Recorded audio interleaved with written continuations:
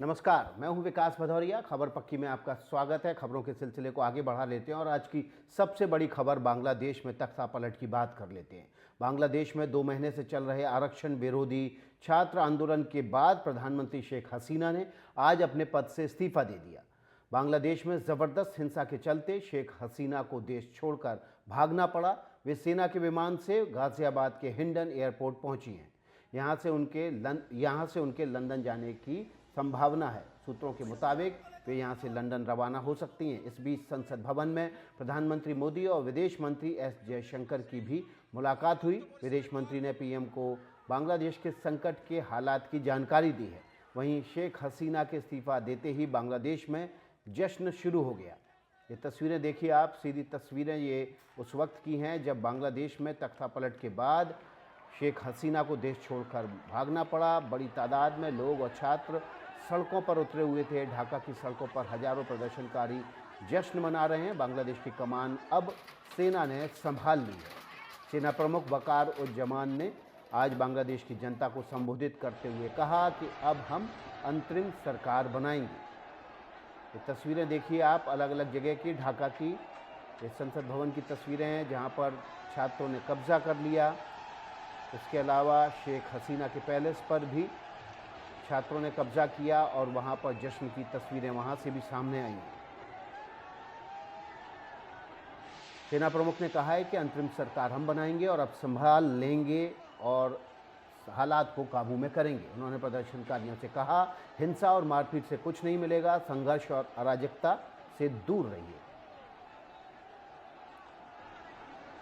बांग्लादेश के सेना प्रमुख ने वहां छात्रों से और लोगों से अपील की है कि संघर्ष और अराजकता से दूर रहिए, हम बांग्लादेश में शांति वापस लाएंगे। साथ ही उन्होंने अपील की कि आंदोलन में जिन लोगों की हत्या की गई है उन्हें इंसाफ दिलाया जाएगा, इसलिए शांति बनाए रखिए। वहीं प्रदर्शनकारी प्रधानमंत्री आवास में भी घुस गए, वहां भी उन्होंने तोड़फोड़ की है।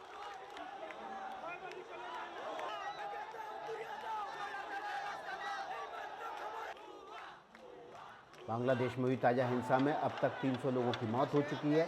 हालात पर काबू पाने के लिए पूरे बांग्लादेश में कर्फ्यू लगा दिया गया है। ढाका एयरपोर्ट पर फ्लाइट ऑपरेशन बंद कर दिया गया है। बांग्लादेश की 3500 से ज़्यादा कपड़ा फैक्ट्रियों पर भी ताला लग गया है।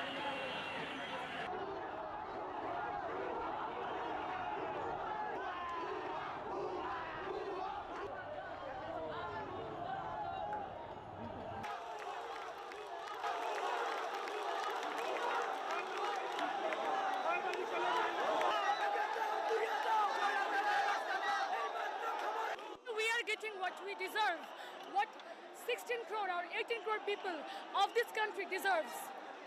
Everyone is happy, everyone is cheerful, everyone is celebrating the Sarkar Patan. This has to be a historical day. This is not just the end of the tyrant Sheikh Hasina.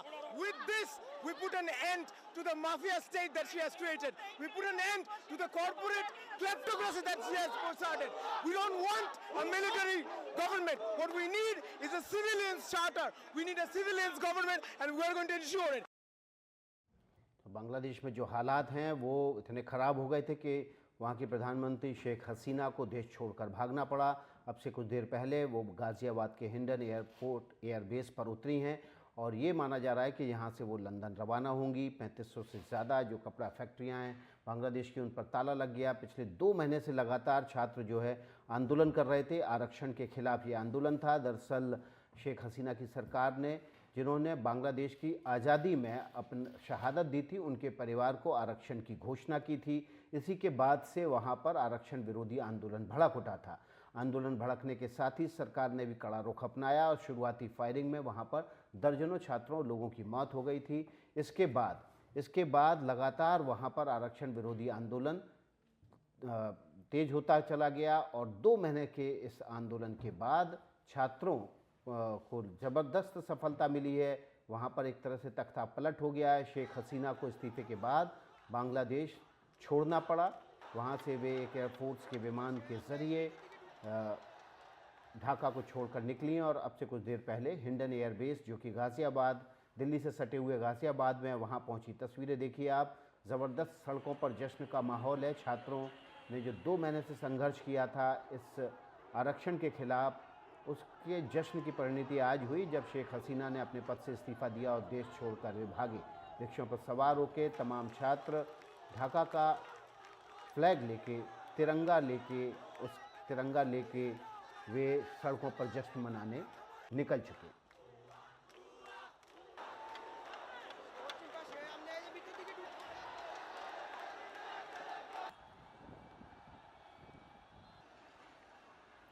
हम आपको गाजियाबाद के हिंडन से पिंटू तोमर, हमारे सहयोगी, की रिपोर्ट दिखाते हैं आपको। बांग्लादेश की प्रधानमंत्री शेख हसीना की फ्लाइट हिंडन एयरबेस पे उतरी है। यही हमारे पीछे हिंडन एयरबेस है, जहां बताया जा रहा है कि उनकी फ्लाइट लैंड की है। जहां हम खड़े हैं, इससे आगे जाने की इजाज़त किसी भी मीडिया कर्मी को नहीं है। जो जानकारी मिली है उसके मुताबिक 5:36 पर शेख हसीना का फ्लाइट जो है वो यहाँ लैंड की है। उसके बाद वायुसेना के अधिकारियों ने उनका वेलकम किया था। साथ ही क्योंकि वो डायबिटिक हैं, इसलिए उनको चाय नाश्ता दिया गया है। सूत्र जो है वो ये बता रहे हैं कि उनसे यहाँ मिलने के लिए डिप्लोमेटिक अधिकारी आएंगे, साथ ही सुरक्षा एजेंसी से जुड़े लोग भी आएंगे, क्योंकि बांग्लादेश भारत का पड़ोसी है, जिस वजह से ये बहुत ज़रूरी हो जाता है कि ये जानकारी मिल सके कि बांग्लादेश के क्या हालात हैं और आगे क्या हो सकता है। अब देखना ये होगा कि वो क्या प्राइवेट प्लेन से यहाँ से इंग्लैंड या फिनलैंड जाती हैं, या फिर एक आम जो फ्लाइट होती है उससे जाती है। इसका इंतजार रहेगा। गाजियाबाद हिंडन एयरबेस से पिंटू तोमर, एनडीटीवी इंडिया। बांग्लादेश में 2 महीने से चल रहे आरक्षण विरोधी छात्र आंदोलन के बाद प्रधानमंत्री शेख हसीना ने आज अपने पद से इस्तीफा दे दिया। बांग्लादेश में जबरदस्त हिंसा के चलते शेख हसीना को देश छोड़कर भागना पड़ा है। वे सेना के विमान से गाजियाबाद के हिंडन एयरपोर्ट पहुंची हैं। यहां से उनके लंदन जाने की संभावना है। इस बीच संसद भवन में पीएम मोदी और विदेश मंत्री एस जयशंकर की मुलाकात हुई है। विदेश मंत्री ने पीएम को बांग्लादेश के हाल के संकट की जानकारी दी है। देखिए इस खबर पर और ज़्यादा जानकारी के साथ हमारे सहयोगी राजीव रंजन गाजियाबाद के हिंडन एयरबेस से जुड़ गए हैं, जहां पर शेख हसीना का विमान लैंड किया है।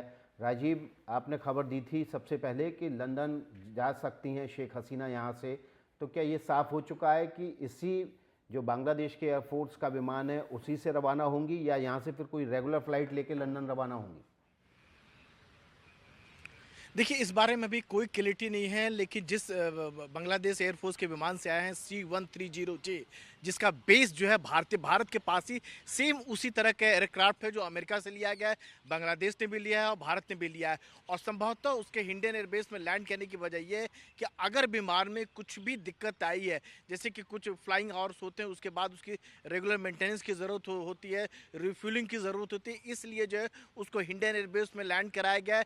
और संभवतः जो जानकारी मिल पा रही कि यहाँ से रिफ्यूलिंग होने के बाद जो है सीधे लंदन के लिए यहाँ से फ्लाई कर सकता है। यह एयरक्राफ्ट जो है बहुत बेहतरीन एयरक्राफ्ट है, ट्रांसपोर्ट एयरक्राफ्ट है स्पेशल ऑपरेशन के लिए, और इसका जो कह सकते हैं कि सिक्योरिटी मेजर भी काफ़ी बेहतरीन है। बहुत कम इसको टेक ऑफ और लैंडिंग के लिए जगह चाहिए। एक बेहतरीन एयरक्राफ्ट है, सीधा इस एयरक्राफ्ट से वह लंदन जा सकती है और फिलहाल इसी बात की संभावना ज़्यादा जताई जा रही है। यहाँ पर आपको बता दें कि दिल्ली में जो है विदेश मंत्री जो है प्रधानमंत्री से मुलाकात की है, और उसके बाद जो बांग्लादेश के जो हालात जो पैदा हुए उसके बारे में पूरी जानकारी दी गई थी। कुछ सदस्यों ने जो है लोकसभा में बांग्लादेश के मुद्दे को उठाने की कोशिश की, लेकिन जो पीठासीन अधिकारी उसमें मौजूद थे उन्होंने कहा कि फिलहाल इस मुद्दे को उठाने की कोई ज़रूरत नहीं है। जब एस जयशंकर से पूछा गया, ऑफ रिकॉर्ड पूछा गया, तो हो सकता है कि सरकार की ओर से अगर सरकार कहती हो तो जो कह सकते हैं कि एक स्टेटमेंट जारी किया जा सकता है। लेकिन फिलहाल जो जानकारी निकल पा रही है सरकार की ओर से आधिकारिक तौर पर जो है शेख हसीना को लेकर कोई भी अभी तक बयान नहीं जारी किया गया है। यह भी नहीं बताया गया आधिकारिक तौर पर बात करें, ये जो शेख हसीना जो है शेख हसीना गाजियाबाद के हिंडन एयरबेस पर उतरी हैं, इस एयरक्राफ्ट में एक बार रिफ्यूल हो जाए तो कितनी दूरी तक ये एक बार में जा सकता है? तो क्या अगर लंदन जाना होगा तो क्या एक बार में पहुंच जाएंगे, या हो सकता है कि बीच में कहीं और भी उतरना पड़े? और दूसरा, आपने ये भी जानकारी दी थी कि वहाँ पर कस्टम के कुछ लोग भी मौजूद हैं और इमिग्रेशन के अधिकारी भी मौजूद हैं, तो क्या इस बात की भी संभावना है कि वो यहाँ पर हिंडन एयरबेस पर उतरें, उसके बाद रेगुलर फ्लाइट लेने के लिए टर्मिनल 3 इंदिरा गांधी हवाई अड्डे पहुँचें और वहाँ से इमिग्रेशन के बाद रवाना हों? देखिए, हो भी सकता है, कुछ भी हो सकता है, लेकिन इसको लेकर अभी क्लियरिटी नहीं है। बहुत साफ साफ नहीं बताया गया है सरकार की ओर से कोई अधिकारी प्रवक्ता, चाहे वायुसेना की बात करें, चाहे रक्षा मंत्रालय की बात करें, विदेश मंत्रालय की बात करें, कोई भी खुल के बोलने को तैयार नहीं है। केवल सूत्र इस बात को आधिकारिक तौर पर यह कंफर्म करें कि शेख हसीना जो है C-130 जो ट्रांसपोर्ट एयरक्राफ्ट है, उस एयरक्राफ्ट में हिंडन एयरबेस पर उतरी है। वायुसेना के अधिकारी उनको रिसीव किया है। अब ये शेख हसीना के ऊपर निर्भर करता है, सरकार के ऊपर निर्भर करता है कि क्या वो उसी प्लेन से जाना चाहती है या फिर जो दूसरे जो फ्लाइट होते हैं वहाँ पर स्पेशल प्लेन से सीधे उन्हें लंदन दिया जाता है। जो जिस तरह का उन्होंने एसाइलम मांगा है, तो क्या इंग्लैंड उस वक्त स्वीकार कर, तो कई चीज़ें पेच है, तकनीकी इसको जो कह सकते हैं, उसके बाद ही कहा जाता है। और सरकार जो है जब तक सारी बातों को लेकर क्लियरिटी ना हो जाए, यही इसको लेकर कुछ भी कहने से बच रही है। लेकिन साफ है कि अंदर खाने में कह सकते हैं कि विदेश मंत्री जिस तरह से प्रधानमंत्री को सारे तथ्यों की जानकारी दी है, तो उसके बाद कुछ न कुछ बात जरूर है। हो सकता है कि थोड़ी देर बाद जो है सीधे जो है C-130 जो एयरक्राफ्ट है वो सीधे लंदन उससे जा सकते हैं एयरक्राफ्ट से। जी जी राजीव, आप हमारे साथ बने रहिए। राजीव रंजन हिंडन एयरबेस गाजियाबाद से जानकारी दे रहे थे। कादम्बिनी हमारी सहयोगी भी इस खबर पर ज़्यादा जानकारी के साथ जुड़ गई हैं। कादम्बिनी जो है वो विदेशी मामलों को देखती हैं NDTV के लिए। कादम्बिनी, क्या कुछ जानकारी मिल पाई कि शेख हसीना को लेकर जो मुलाकात हुई है प्रधानमंत्री और विदेश मंत्री की, उसमें क्या कुछ सामने आया और शेख हसीना का स्टेटस क्या रहने वाला है? क्या वो देश में रुकने वाली हैं या सीधे लंदन रवाना हो जाएंगी कुछ देर बाद? देखिए, अभी सब कुछ जैसा राजीव भी बता रहे थे, अभी किसी चीज़ के बारे में आधिकारिक तौर पर ऑन रिकॉर्ड कुछ भी नहीं कहा जा रहा है। और ये बिल्कुल अभी इस वक्त के हिसाब से सही भी है, क्योंकि यहाँ पर न सिर्फ सुरक्षा का मामला है बल्कि कूटनीति का भी मामला है। अभी कहीं भी कुछ भी नहीं कहा जा रहा है किसी भी मामले में। लेकिन ये साफ़ है, एक चीज़ क्लियर हो गई है कि शेख हसीना का जो मिलिट्री एयरक्राफ्ट है वो हिंडन एयरबेस पर है। ये भी लगभग तय है कि वो रीफ्यूलिंग वहाँ पर करेगा और उससे आगे जाएगा। वहाँ पर क्या कुछ कागजात जो हैं वो ज़रूरी हैं, तो क्या इसलिए वहाँ पर कस्टम्स के या फिर इमिग्रेशन के अधिकारी हैं। राजनयिक वहाँ पर निश्चित तौर पर होंगे, क्योंकि अब ये दोनों देशों का भी मसला है। और शेख हसीना जिस तरह से भारत के बहुत करीब रही हैं, साथ मिलके भारत उनके चला है बांग्लादेश के विकास में, तो ये भी ज़रूरी है। दूसरी तरफ अगर S जयशंकर जो हैं उन्होंने मुलाकात की है प्रधानमंत्री मोदी से, बताया ये जा रहा है कि उनके चेंबर में मुलाकात की है, तो जो हालत है पड़ोस में वो बताना होगा, ब्रीफ करना होगा प्रधानमंत्री को कि उसके क्या नतीजे हो सकते हैं, क्या क्या जो सिनेरियो है, बेस्ट केस सिनेरियो क्या होगा, वर्स्ट केस सिनेरियो जो है वो क्या होगा। इन सब चीज़ों के बारे में प्रधानमंत्री को बताना होगा। जो चीज़ें कभी पब्लिक डोमेन में नहीं आती हैं उनके बारे में भी जो प्रधानमंत्री हैं उनको जानकारी दी जाएगी, ताकि जो भी फैसले लिए जाएं वो बहुत ज़रूरी हैं, वो उसके लिए जानकारी ज़रूरी हो। यहाँ पर कुछ सवाल जो हैं वो भारत के लिए बेहद अहम है, जिनका अभी शायद फ़ौरन जवाब न मिले, लेकिन उनके जवाब ज़रूरी हैं। पहला जो अभी फौरी तौर पर है, क्या भारत के जो इंटरेस्ट हैं वहाँ पर, चाहे वो इमारतें हों या फिर वहाँ पर जो इन्वेस्टमेंट्स हैं या फिर भारत के जो लोग वहाँ पर नागरिक मौजूद हैं, जो अधिकारी मौजूद हैं, क्या वो पूरी तरह से सुरक्षित हैं और आगे उनका भविष्य क्या होगा। दूसरी चीज़ ये कि जो इन्वेस्टमेंट्स भारत ने वहाँ पर किए हैं, जो विकास में सहयोगी बना है, भागीदार बना है, उस इन्वेस्टमेंट का क्या होगा। क्या अगली सरकार जो आएगी वो उसी तरह से सहयोग करेगी जैसे शेख हसीना करती रही हैं। तीसरा एलिमेंट यहाँ पर ये होगा कि देखना होगा कि क्या उसके हिसाब से जो भी सरकार आती है, क्या रिकैलिब्रेट भारत को अपनी कूटनीति बांग्लादेश के हिसाब से करनी होगी, क्या थोड़े से कदम पीछे खींचने होंगे या फिर कोशिश ये होगी कि और ज़्यादा इंगेज करें। क्या जो वहाँ पर रेडिकल एलिमेंट की बात की जा रही है, एंटी इंडिया सेंटिमेंट की बात की जा रही है, उससे भारत जो है कैसे पार पाएगा, क्योंकि स्ट्रैटेजिकली बांग्लादेश भारत के लिए बेहद महत्वपूर्ण है। पांचवा सवाल ये है कि शेख हसीना जो कि अब तीसरे किसी देश में जाएंगी, ये तय हो चुका है, लगभग कंफर्म्ड है, आधिकारिक तौर पर नहीं लेकिन ज़रूर कंफर्म्ड है कि वो तीसरे देश जा रही हैं, भारत नहीं रुक रही हैं, क्योंकि भारत के लिए भी एक मुश्किल होता अगर यहाँ पर वो असाइलम ऐसी हालत में जियोपॉलिटिक्स जो अभी इस पूरे रीजन में बना हुआ है उसमें अगर यहाँ शरण लेती, तो शेख हसीना के साथ अब किस प्रकार का जो एक अप्रोच होगा वो होगा। ये ज़रूर है कि भारत और शेख हसीना, जो पीएम मोदी हैं और शेख हसीना, उनके बहुत अच्छे वर्किंग रिश्ते हैं। शेख हसीना भी चाहेंगे कि भारत एक ऐसे पोजीशन में हो जहां आगे भी भारत उनकी मदद कर सके। एक जो दरवाज़ा कहते हैं बांग्लादेश की तरफ, उनके लिए भारत के ज़रिए ज़रूर खुला रहेगा। आगे वो जो स्ट्रैटेजाइज करे वो आगे की बात होगी। बिल्कुल कादम्बिनी, आप भी हमारे साथ बने रहिए। राजीव रंजन भी हमारे सहयोगी हिंडन एयरबेस से लगातार बने हुए हैं और कमर आगा साहब हमारे साथ जुड़ गए हैं। इसके अलावा उमाशंकर सिंह भी जुड़ गए हैं। उमाशंकर सिंह जी, आपके पास आऊँगा। कमर आगा साहब के पास पहले चलते हैं, विदेशी मामलों के जानकार हैं। कमर आगा साहब, बिल्कुल इमीडिएट नेबर है हमारा, एकदम पड़ोसी है बांग्लादेश। ऐसी सूरत में इस बात की कितनी चांस हैं कि यहाँ पर शेख हसीना असाइलम दी जाए उनको या वो मांगें?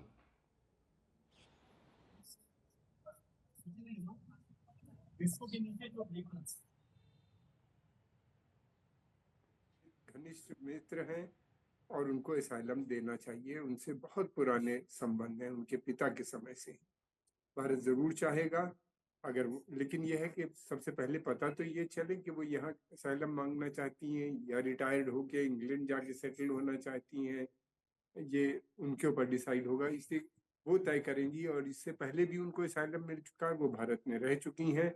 और ये बहुत नाजुक समय है। इस समय जिस समय वो आई हैं, एक तरफ तो बांग्लादेश में जो हालात हैं हम सब देख रहे हैं, अराजकता फैल रही है, वहाँ के ऊपर असामाजिक तत्व, और फिर दूसरी तरफ बिल्कुल कमर कट्टरपंथी आगा साहब, मैं आपको बीच में रुकूंगा। एक बड़ी खबर आ रही है इस वक्त, उसके बाद आपके पास लौटेंगे। इस वक्त की बड़ी खबर है, हिंडन एयरबेस पर राष्ट्रीय सुरक्षा सलाहकार अजीत डोभाल ने शेख हसीना से मुलाकात की है। इस वक्त की बड़ी खबर, एनडीटीवी पर हिंडन एयरबेस पर राष्ट्रीय सुरक्षा सलाहकार अजीत डोभाल पहुंचे और उन्होंने वहां पर शेख हसीना से मुलाकात की है। इस वक्त की बड़ी खबर, हिंडन एयरबेस पर पहुंची थी शेख हसीना, उनका मिलिट्री एयरक्राफ्ट लैंड किया था और अब ये खबर आ रही है कि राष्ट्रीय सुरक्षा सलाहकार अजीत डोभाल हिंडन एयरबेस पर पहुंचे हैं और वहां पर उन्होंने शेख हसीना से मुलाकात की है। हमारे सहयोगी मुकेश सेंगर इस खबर पर ज़्यादा जानकारी के साथ जुड़ गए हैं। मुकेश, एक बड़ी जानकारी, बड़ी खबर, सबसे पहले एनडीटीवी पर अजीत डोभाल ने मुलाकात की है शेख हसीना से, क्या और जानकारी है? देखिए, बिल्कुल शेख हसीना करीब 5:30 बजे हिंडन एयरबेस पहुंच गई थी और उनका जो विमान है C-130, जो कि एक ट्रांसपोर्ट एयरक्राफ्ट है, इसके जरिए वो बांग्लादेश से हिंडन एयरबेस पहुंची थी। और पहुंचने के बाद काफी देर तक वो वहां पर बैठी रही। उसके बाद अभी कुछ देर पहले जो राष्ट्रीय सुरक्षा सलाहकार अजीत डोभाल हैं, वो वहां पर पहुंचे हैं और उन्होंने शेख हसीना से मुलाकात की है, बातचीत की है, वहाँ के जो पूरे हालात हैं बांग्लादेश के, उसके बारे में जानकारी हासिल की है। और हमारी जानकारी के मुताबिक अजीत डोभाल अब भी हिंडन एयरबेस के अंदर हैं और जो सूत्रों से जानकारी मिल रही है वो ये है कि शेख हसीना शायद देर रात तक लंदन के लिए रवाना हो जाएं, या तो वो जो पालम टेक्निकल एरिया है जहां से पीएम टेक ऑफ और लैंड करते हैं, वहां से उनका विमान लंदन के लिए रवाना हो सकता है, ये जानकारी मिल रही है। तो अभी हिंडन से वो किस तरह से आएंगी और यहाँ तक, और यहाँ से कैसे रवाना होंगी, उसको लेकर जो सुरक्षा एजेंसियां हैं वो तैयारियां कर रही हैं। लेकिन क्या वो भारत में ही रहेंगी या लंदन जाएंगी, इसको लेकर भी सस्पेंस बना हुआ है। लेकिन जो हमारी जानकारी, जो खुफिया एजेंसियों हमारे सूत्र हैं, उनका कहना यह है कि शेख हसीना देर रात तक लंदन के लिए रवाना होंगी और उसकी तैयारियां जो हैं वो की जा रही हैं। जो पूरे हालात हैं उसको लेकर जो एनएसए अजीत डोभाल हैं, उन्होंने बात की है शेख हसीना से और पूरी जानकारी जो बातचीत हुई है उनके बीच में, ये पूरी जानकारी प्रधानमंत्री को दी जाएगी कि आखिर किस तरह से शेख हसीना वहां से आई हैं और बांग्लादेश में भी क्या हालात हैं और आगे का जो एक्शन प्लान होगा शेख हसीना का वो क्या होगा, इसको लेकर जो बातचीत है, ये पूरी जानकारी जो अजीत डोभाल है वो प्रधानमंत्री को देने वाले हैं। तो अभी भी अजीत डोभाल हिंडन एयरबेस के अंदर है और कड़ी सुरक्षा के बीच शेख हसीना वहां पर बैठी हुई हैं, उनसे बातचीत जारी है और आगे का जो प्लान है, जो बातचीत वो चल रही है और जो मौजूदा हालात है, कितनी देर चली है मुलाकात और कितने बजे ये मुलाकात शुरू हुई थी, कुछ अंदाजा, कुछ खबर? देखिए, अब तक की जानकारी के मुताबिक 5:30 बजे शेख हसीना वहां पर पहुंच गई थी। उसके बाद करीब 1 घंटे बाद यानी कि 6:30 बजे जो एनएसए अजीत डोभाल हैं वो हिंडन एयरबेस पहुंचे हैं और ये बहुत ही गुप्त जो उनका पूरा प्लान था, ये बड़ा सीक्रेट प्लान था।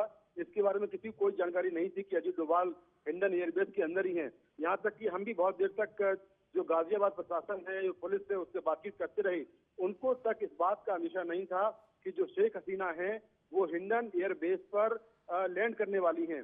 लेकिन ये जानकारी जो हमारी देश की खुफिया एजेंसियां हैं केवल उनको ही मालूम थी और इसको देश की टॉप जो खुफिया एजेंसी है रॉ, वो इस पूरे ऑपरेशन को हैंडल कर रही है और एक सीक्रेट प्लान के तहत जो शेख हसीना है उनको हिंडन एयरबेस लाया गया और फिर जो राष्ट्रीय सुरक्षा सलाहकार अजीत डोभाल हैं वो हिंडन एयरबेस पहुंचे और उन्होंने फिलहाल वो अभी वहीं पर हैं और पिछले 1 घंटे से लगातार जो शेख हसीना है और एनएसए अजीत डोभाल हैं सूत्रों के मुताबिक दोनों के बीच में बातचीत चल रही है और जो मौजूदा हालात है बांग्लादेश के उन हालात को लेकर चर्चा हो रही है। साथ में शेख हसीना का जो आगे का पूरा प्लान है वो क्या होगा उसको लेकर बातचीत चल रही है और ये सारी जानकारी जो बातचीत में हो रही है ये सारी जानकारी विदेश मंत्रालय, विदेश मंत्री और प्रधानमंत्री को पहुंचाई जा रही है जिससे कि इसमें आगे और क्या कुछ लेकर जो हो पाए। बिल्कुल, उमाशंकर सिंह हमारे सहयोगी जुड़े हुए हैं। उमाशंकर सिंह के पास चलते हैं। उमाशंकर, ये इस मुलाकात के एनएसए ने मुलाकात की है शेख हसीना से, इस मुलाकात के क्या मायने हैं? जी देखिए, एक पड़ोसी देश की प्रधानमंत्री जो कि 15 साल प्रधानमंत्री रही और उनको वहां पे राजनीतिक जो उथल पुथल हुआ उसकी वजह से देश छोड़ना पड़ा और वो जब भारत में लैंड की हैं तो एक बेसिक कर्टसी भी है कि यहाँ से एक जो उच्च पदस्थ जो हमारे लीडर हैं या जो हमारे अधिकारी हैं वो उनसे जाकर मुलाकात करें और उन्होंने ये मुलाकात जाकर की है। तो इसमें कर्टसी की भी बात है और दूसरी बात ये भी है कि बदली हुई हालात में, बदली हुई परिस्थिति में किस तरीके से एक मदद भारत जो है वो कर सकता है अपने इस पुरानी सहयोगी की, और दूसरी बात की आगे की क्या रणनीति हो सकती है। तो एक जो पहला संवाद है भारत सरकार के बीच और शेख हसीना जो कि अब से पहले तक बांग्लादेश की प्रधानमंत्री थी, तो इस मद्देनजर इस मुलाकात के काफी अहम मायने हैं।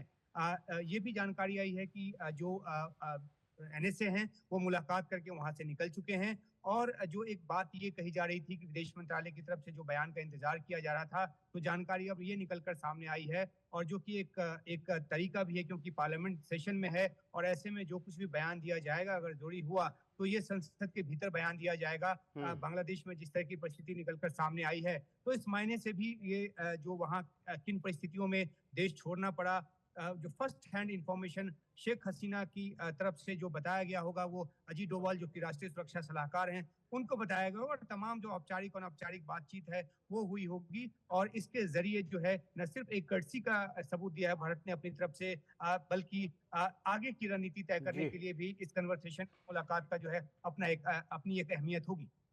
जी उमाशंकर, आपने जानकारी दी। हमारे तमाम सहयोगी इस खबर पर और भी ज़्यादा जानकारी के लिए आज जुड़े रहेंगे। कमर आगा साहब, आप भी जुड़े रहिए। अभी छोटा सा ब्रेक ले रहे हैं, फ़ौरन हाजिर होंगे।